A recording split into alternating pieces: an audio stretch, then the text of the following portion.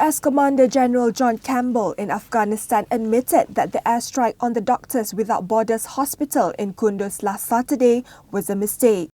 At least 22 people were killed and many wounded in the deadly bombing that prompted the United Nations to intervene and call for a thorough investigation.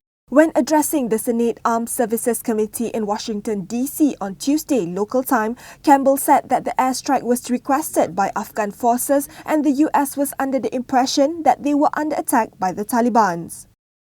To be clear, the decision to provide aerial fires was a U.S. decision made within the U.S. chain of command. A hospital was mistakenly struck.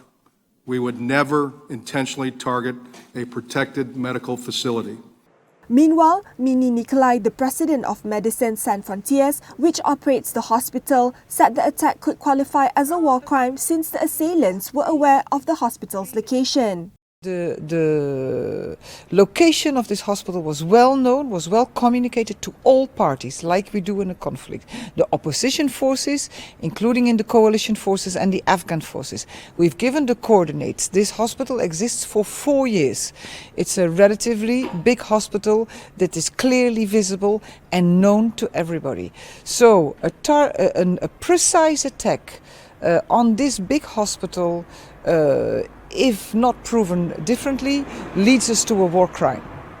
The U.S. military said it conducted the airstrike in the vicinity of the hospital as it targeted Taliban's insurgents who were firing at U.S. military personnel. However, Nikolai cast doubts as the claim that insurgents were close to the hospital. So, claiming that they were targeting fighters is not proven by the facts.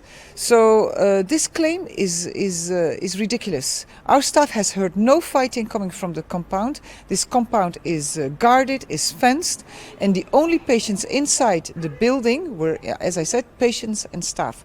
And they are the only wounded and casualties of this attack. U.S. Defense Secretary Ash Carter has promised a full investigation on the incident.